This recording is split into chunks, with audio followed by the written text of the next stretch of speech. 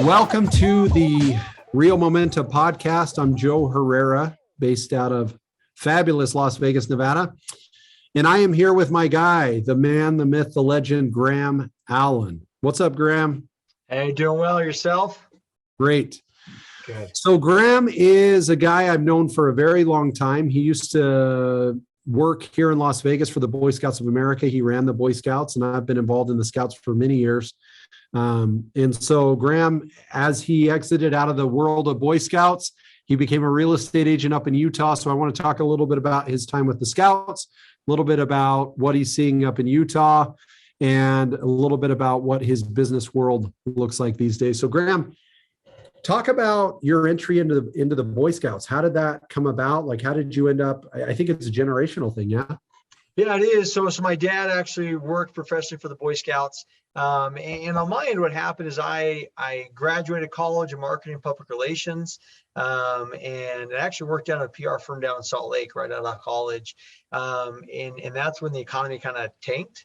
And so the PR firm went under, and I had some connection with the Boy Scouts of America. So I jumped into working with the Boy Scouts, worked up here for 4 years up in Ogden area, and then moved down to Vegas for about 4 years and worked for the Boy Scouts after that. So altogether, you were in the Scouts for 8 years, 6 years? 8 years. Awesome. So what did that experience teach you? Like, what did you learn in the world of scouting that has helped you to, just, I guess, life in general? Yeah, so I think a couple key things. I did Scouts as a kid. So all those values of being trustworthy, loyal, helpful, friendly, courteous, kind, obedient, cheerful, thrifty, brave, clean, and reverent. That all kind of instilled in my value systems, who I am as a person, right? So working for the Boy Scouts, I had a fabulous opportunity just to have a profession with a purpose in some ways, right? Where I was out there helping recruit young kids into going to schools basically and recruit them into scout troops or Cub Scout packs. And then I'd go out in the community to business owners, much like yourself, and I would connect with them about helping to support the Boy Scouts through donations. So I had a chance on a front line to organize groups and to also just be on the phone all the time, be in front of people, and have opportunities to grow the organization, both financially and physically, as far as number of people involved. Well, and I think you had this kind of 35,000 foot level leadership and 1 foot level leadership. Like, I know you were involved small, like Pinewood Derby type of experiences with Scouts and their families. But then I know I attended a breakfast and leadership from the UFC was speaking. And so it was almost like you were working with high level business executives who are passionate about scouting. You were working with individuals on the daily that were passionate about scouting, and probably everything in between. Yeah. Absolutely. No, that's a great way to put it. I saw the whole 30,000 foot view from the mud all the way up to the clouds. So now the difference, though, you probably would agree with this statement.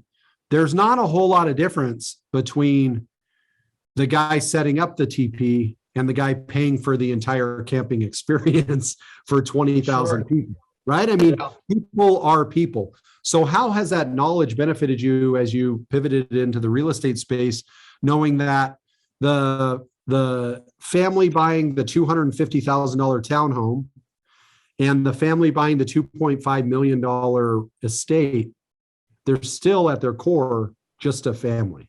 Yeah, so no, you're exactly right. And what I mean, people are my jam. Like that, I love working with people. That's what gets me juiced every day and excited, is connecting with people and helping them achieve their goals and their dreams. And so, yeah, working for the Boy Scouts, it didn't matter who you were, what your level in life was. At the end of the day, you still had the same goal ultimately as everybody else in that room. And so working in real estate, it's been an easy transfer to say, hey, at the end of the day, if you're 2.5 million or 250,000, it doesn't matter. We're still going to treat you the same way. We're going to take care of you and get you to the finish line and make sure your needs are taken care of. So as you entered into the real estate space, what was your initial entry? Were you working for a builder? Did you go residential right off the bat? Like, what was your, why? Well, first of all, I guess, why did you choose real estate? And then from there, once choosing it, what was your entry in? Sure. So when I had So we got to a place when I worked for the Boy Scouts of America, loved what I did, but there was a cap. And it was a very hard ceiling on that cap where my potential, no matter how good I was or how many times I hit my objectives and goals, there was only a certain limit to the funds that were available, right? So it was a decision my wife and I looked at. And we went through kind of the Dave Ramsey book thing where you're like, get out of debt, have a 3-month, nest egg and all that stuff. And we were tracking all those really good directions, but we could never get ahead. And so finally, the last part of the book says if you can't get ahead, then you have to change jobs because you're in the wrong career. So ultimately, we looked at a whole bunch of different things. I looked into going into law school, taking the LSAT, going that direction, just looked at all sorts of different avenues. And this just became a natural fit. Before I actually moved into the Boy Scouts, before I graduated from college, I worked at a home builder in Utah for Destination Homes, and just did marketing public relations for them for about 2.5, 3 years, and really enjoyed that. But I had a connection there, a good mentor and a friend named Travis Noakes, who when I reached out to him, I said, hey, how about the real estate market in Utah? He's like, yeah, you can totally jump into my brokerage if you want. So he kind of brought me into his brokerage and said, hey, you should totally jump in. And then before I did, I talked to Taylor and I said, hey, Taylor, I'm going to, your partner, Taylor Prince, I'm going to go to real estate. What do you think? He's like, that's fabulous. But he said, my one recommendation is either get with a mentor or get on a team. He said, I prefer to get on a team. I think you're going to find way more opportunities and successes there. So I ran up to Utah here, stopped working with Boy Scouts, got my real estate license, jumped in with this new brokerage at Discover Realty. And what was really funny is he didn't have a team system set up. He's like, I really don't have a team. I don't have a need for a team specifically, but you could be my brokerage. And so I just kept following him around, went to every appointment he had, went to every listing, selling appointment, until he was finally like, Graham, you can just jump on my team, man. Let's work together and partner up. So there's a certain level of persistence that actually got me to get to where I was actively being mentored and trained by another great agent at that point. That really helped jumpstart me. So talk about your core business. Where does your business come from? How have you, you've kind of been, you and Travis, I think, shared, some production stuff from leads and things like that. But what does your business look like personally today? And then let's get into growth and building a team and all that fun stuff. Yeah, for sure. So when I, with Travis and myself, really my core business, I think the biggest part of my business is SOI. I do a ton of sphere of influence. Which has really been kind of fun because I've had a ton of people who I was connected to when I lived here in Utah. The first time when I was at the Boy Scouts, they kind of reached out to me and said, hey man, I know I can trust you. I know you're someone who was going to hold up, my side of the deal and take care of me. Will you help me out with buying or selling? So that was a big part of it, because at the end of the day, your family and friends can only go so far, and and then you run out of family and friends, right, to do real estate with. So I got a lot of business that comes through SOI. And then I've also got a good relationship with one of the builders up here we have a good partnership where we've generated leads, and they've let me take some of the people that come in without homes to sell, or with homes to sell but no agent. Then I'll help take them to the finish line to take care of it that way. Then I've also got an investor. I do pretty heavy in investment world here, as far as helping an investor buy and sell properties and go through the process of renovating them and then get to the finish line and selling them. That's awesome. Yeah. All right. So enter 2021. You had a great 2020, which was your first full year of selling real estate, right? Or was it, how many years have you been doing it all together? Well, so I'm in my third year right now. So next year will be my fourth year. So I'll start my fourth year next year. So I'm in my third year this year. So unit production in 19, your first year was what? 12 deals. I knew I wanted to get 12 deals, 1 deal a month, and kind of replace my income with the Boy Scouts. That was my goal. I had to replace my income to provide for my family. Yeah, you had a massive growth in 2020. What did you do in 2020? So I went from 12 to 24 in 2020. So I doubled my business, and then went to 45, So 12, 24, all the way up to 45. And I guess as I move into my fourth year, I'll actually finish with 53 deals this year. Awesome. So that's explosive, doubling your growth. But I think you realized at some point it's impossible to continue to grow as an independent agent. So real estate is a lonely business, and you recently have started a team. So talk a little bit about the future growth for you and your decision to get into leadership. Yeah, so I've always been naturally, I guess, pulled towards leadership. I love helping and mentoring others. Like I love that part of it. So I realized, just like you said, Joe, I had a cap on my own personal deals. I could only max out somewhere from 50 to, max 70 deals a year. And that's probably taking a burnout on my family once you get above 60 deals. So I was like, I just can't keep doing that. I want to keep a good work-life balance, which is part of the reason I went into real estate in the first place, right? To have that. So I came in, I've got a fabulous TC. So great transaction coordinator, which is probably one of the biggest and most essential parts of growing in teams. You have to have a good TC. In addition to that, I knew with the Joe Taylor group, I had an incredible pipeline of lead generation, because at the end of the day, you have to provide agents with support. You have to provide agents with lead generation, and you have to provide agents with mentoring. And so I could come in saying, hey, I do 50 plus deals a year, and I'm going to take you to the finish line and help you achieve your goals and whatever you want to achieve for yourself personally and for your family financially. Awesome. So talking about your team, it started with Andrea. An essential component of building your team was lead generation, which is something that we actually partnered up on. We started the JTG Utah Wasatch Front lead generation system, which has been cool.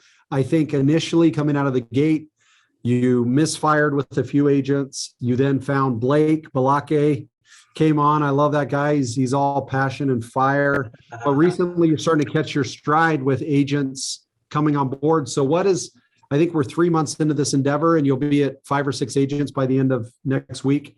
So talk to me about what has been your learning in the last couple of months as far as team leadership, what it takes to run a team, and how to construct it properly.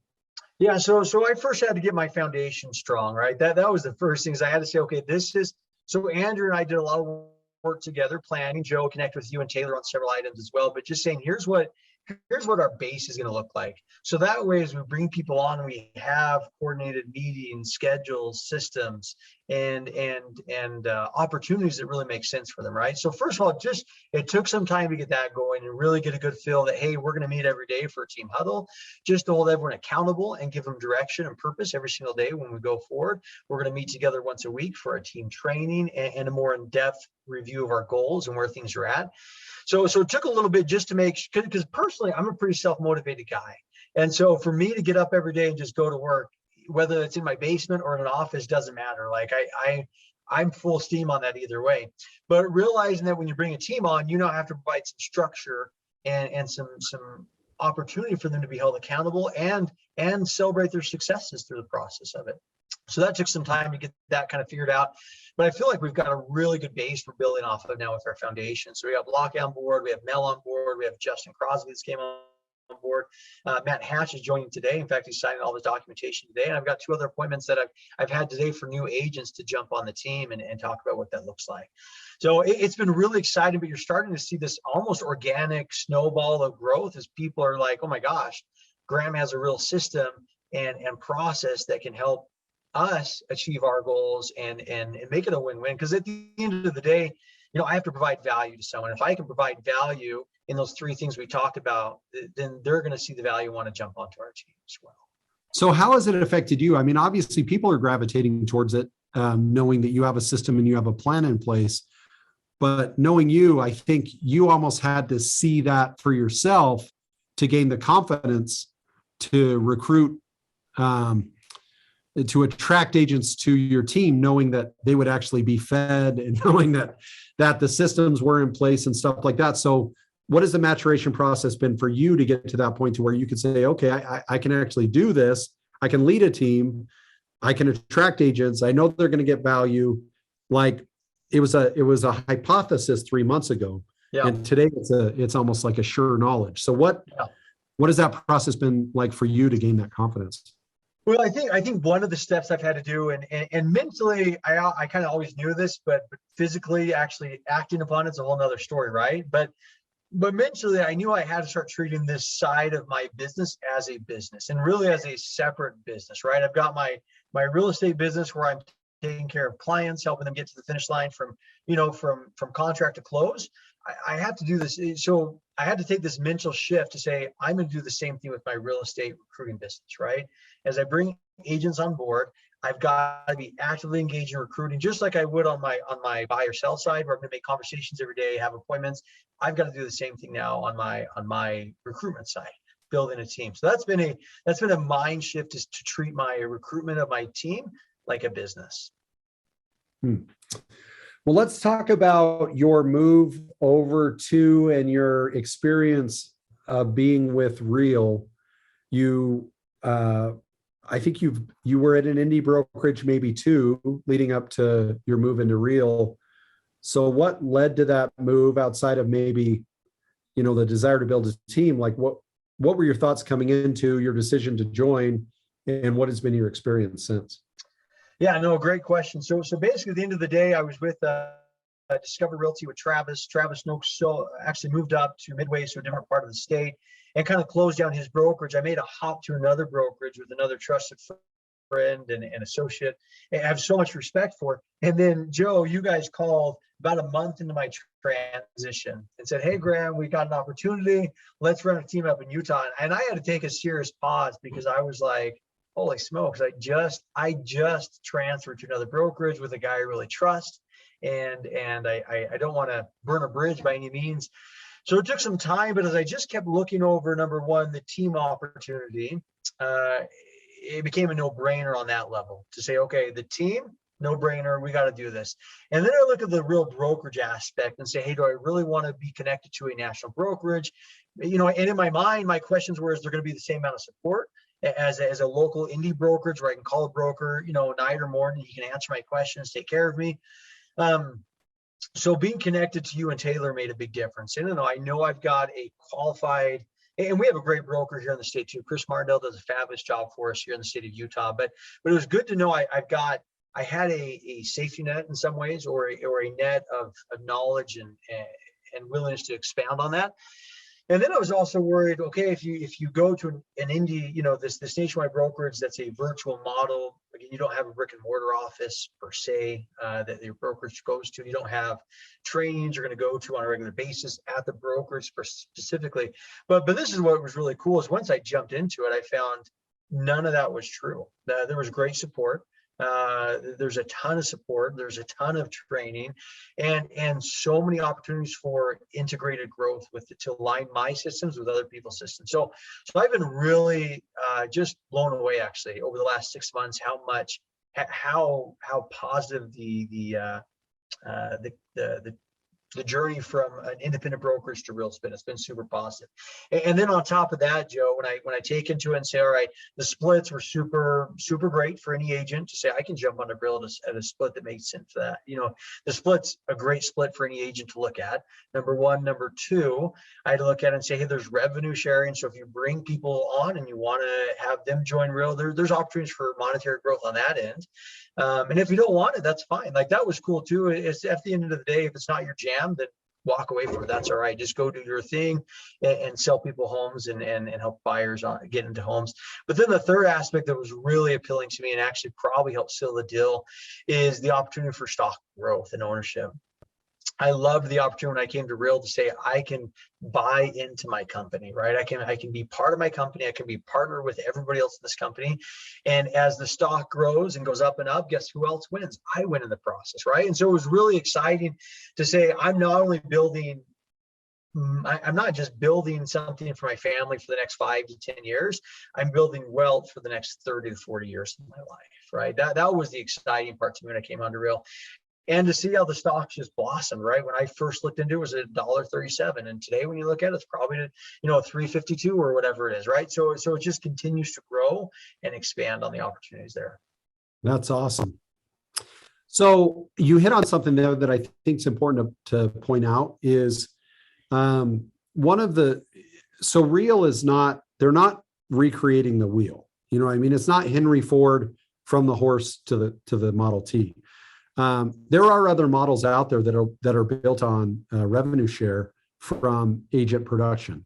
I think what I found refreshing with Real is that it's not recruiters recruiting recruiters. Like there is, like at its core, our, Real Brokerage is a production-based company. So like when you've gone out and attracted agents, you're not looking for people to go get you more agents. You're looking for people to come and close business. Now, in all fairness, Utah is the MLM capital of the world. And so people will say to me from time to time, like, is Real an MLM? And my answer back is always, like with any question I get, is, well, define MLM for me. Like, what is your definition? Because if their definition is a spammy company where a bunch of people that do nothing go get more people to work so that they could still do nothing and make money, that is not real. The other thing that is not real is there's no product. You're not buying binders and folders and subscribing to things. Like with Real, you are looking for agents that close business that you could help to close more business. So with your knowledge of Utah and all things MLM, like how does the focus on production, actual agent, closing transaction production, how does that influence your day-to-day view of Real versus the MLMs of the world that are all about subscription services and things like that? No, it's a massive and important part of it, because to me, my bread and butter is not recruiting someone to go recruit someone to go recruit someone and then to build a pyramid scheme in some capacity, right? My bread and butter is doing production and building a team that's going to go serve people at a high level to help them get into homes and take care of them. Like that is it. And what's been really cool is there's been some really great agents in the state of Utah I've been able to align with. And as I've aligned with them, you have Spring, you have Colton, you have so many other great agents in the state that I've been able to connect with on a really, really close level. I just feel that same level of support from them. Like, hey, whatever we can do to make you and your team successful, let's find a way to get you there. And it's really reemphasized to me this abundance mindset in Real, right? It's not, man, you better put me as your sponsor or somebody else. It's just, hey, let's just build this company and make it rain at the end of the day. Well, because at its core, if you go to point number 3 you made, which was the stock, in order for this company to succeed, it can't just be me and the agents I work with. Correct. So there's other agents across North America that are with Real. There's people up in Canada doing amazing things, and a massive group in Texas. That's amazing. So like, I think the key for me is to look at it and go, in order for us all to be successful, we all have to grow this thing together. And so regardless of who your sponsor is, like, I think in a traditional multi-level marketing system, it's the overall growth of the company is largely irrelevant. But with Real, the more agents succeed that I'm not even connected with, the more the company succeeds. Therefore, the more the company's value is, the more stock, value is. So I love that. So lastly, just talk about collaboration. Talk about for you what it means to be able to work with a Spring Benson, or to work with Joe Herrera, or to work with some of the amazing people in this company, like outside of Utah and Nevada. What does it mean to you to be able to collaborate? We had a Real Momentum Mastermind here in Vegas a couple months ago, and there was 200 agents, a lot of them from Vegas, but a lot of them, we had people from New Orleans. Like, we had people from all over the place. So coming from a small indie brokerage, what has the collaboration of being at a company like Real meant to you in your day-to-day business? Oh, it's huge. I mean, they're from that Real Momentum Mastermind. I connected with some agents from California, some top producers in California, and all of a sudden, I can see them posting something on Instagram, and I have no qualms reaching out and saying, "That was awesome. Teach me how you do it." Right, and they have no qualms giving it back and just helping one another build on that momentum together to build this company. So that's been a fabulous part of it. Is I've really, I was a little worried, like, hey, I like the niche that a small brokerage gives you in many ways, and the relationships. But man, I've been really enriched with the relationships we've developed with agents from all over the nation. Awesome. Well, Graham, listen, man, I love working with you. I love your agents. We were able to get lunch last Friday with some awesome people. And the thing that I think is cool is you do great business. You have a great core business yourself. You have a lot of friends and family and people that have trusted you in the past and still trust you.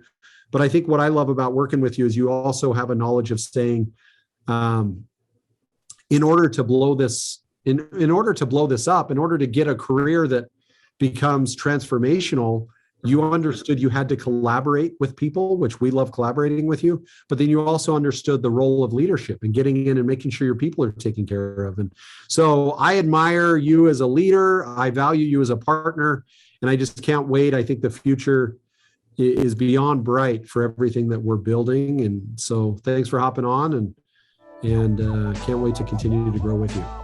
All right, likewise, Joe. Appreciate all you do. Thank you.